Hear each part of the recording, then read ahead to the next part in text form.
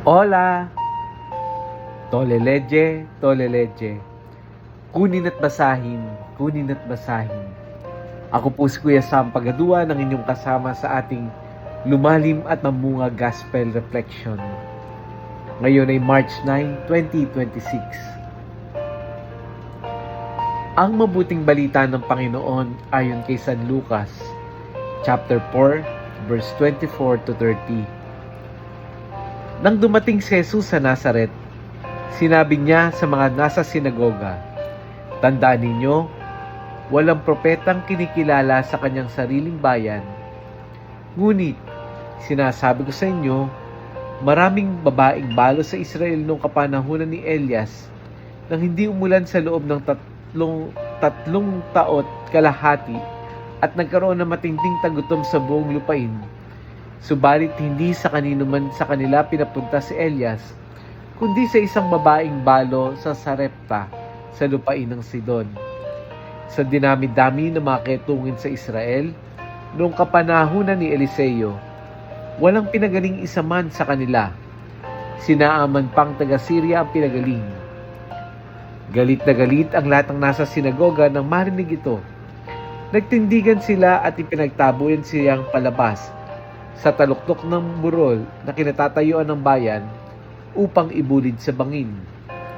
Ngunit, dumaan siya sa kalagitnaan nila at umalis. Ang mabuting balita ng Panginoon. Pinupuri ka namin, Panginoong Hesukristo. Happy Monday po sa inyong lahat. Sa gospel natin ngayon, narinig natin yung madalas na sinasabi ni Jesus, walang propetang kinikilala sa kanyang sariling bayan. Ito ay nangyari kay Jesus sa Nazaret. Isipin mo, doon siya lumaki at kilalang-kilala siya ng mga tao doon. Pero sa halip na tanggapin siya, nagduda sa kanila. Para sa kanila, si Jesus ay simpleng anak lang ng karpintero. Kilalang-kilala nila ang pamilya niya. At dahil sa sobrang familiarity, nahirapan silang maniwala sa kung sino siya. Dito makikita ang isang malalim na katotohanan ng buhay. Minsan, ang mga taong pinakamalapit sa atin ang unang nagdududa sa atin. Hindi dahil masama sila, kundi dahil sanay sila sa kung sino tayo noon. Minsan, may nakikita ang ibang tao sa atin na hindi pa nakikita ng mga malapit sa atin. Sa mata ng iba, meron kang potensyal, meron kang kakayahan, meron kang misyon. Pero sa mga tao na mga taong sanay sa iyong old version of yourself, mahirap tanggapin na nagbago ka na. Ganito rin si Jesus. Ang mga dayuhan, ang mga taong nasa labas ng Israel, ay nakaranas ng himala at biyaya ng Diyos.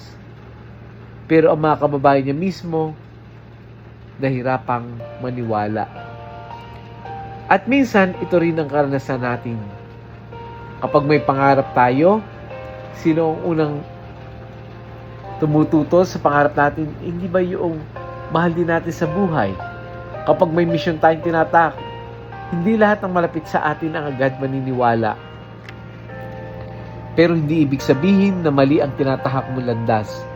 Minsan, kumpirmasyon ng Diyos ay dumarating sa pamamagitan ng paniniwala ng ibang tao. Paano natin ito maisasalapat sa ating pang-araw-araw na buhay? Number 1, huwag mawala ng loob kapag may mga nagdududa sa iyo. Ang pagdududa ng iba ay hindi automatic na nangangahulugan na mali ang iyong landas. Minsan, bahagi ito ng proseso ng pagtuklas sa misyon na ipinagkatiwala sa iyo ng Diyos. Pangalawa, matutong pahalagahan yung mga taong naniniwala sa iyo. Ang Diyos minsan ay nagpapadala ng mga taong nakakakita ng iyong potensyal.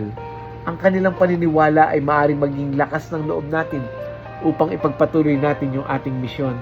Sa kanila tayo mag-focus. Wag doon, no? Sa kanila tayo mag-focus. Wag doon sa mga hindi naniniwala sa atin. At pangatlo, patunayan sa gawa ang iyong calling. Sa halip na magpaliwanag ng paulit-ulit, hayaong magsalita ang iyong buhay at ang iyong mga ginagawa. Ang tunay na pagbabago ay makikita sa bunga ng iyong mga gawa. Let us pray. Panginoong Jesus, kapag may mga taong nagdududa sa amin, bigyan mo kami ng lakas na loob na magpatuloy. Tulungan mo kaming huwag mawala ng tiwala sa misyong ipinagkatiwala mo sa amin. Salamat sa mga taong naniniwala sa aming kakayahan at nagpapaalala sa amin ng aming halaga. Gabayin mo kami upang gamitin ang aming buhay para sa iyong layunin. Amen. Friends, baka may kakilala kayong pinanghina ng loob dahil may nagdududa sa kanya o pakiramdam niya ay walang naniniwala sa kanyang kakayahan. I-share natin yung audio gospel na ito. Share din natin ito sa ating mga GC, sa ating mga kapamilya, sa ating mga kaibigan o sa mga taong kailangan ng paalala sa kanilang misyon sa buhay. Minsan, yung simpleng pag-share natin nagiging isang paalala sa isang tao na may naniniwala pa rin sa kanya. Kaya muli, Monday po ngayon, kung may pagkakataon, punta po kayo sa Multipurpose Hall sa St. Augustine Parish, Baliwag, Bulacan. Araw po ng pahinga. 5:30 p.m. po yan. Muli, ako po si Kuya Sam Pagaduan, lagi nagpapaalala, halina, tayo ay lumalim at mamunga. Lumalim sa pananampalataya at mamunga na mabubuting gawa. God bless us all.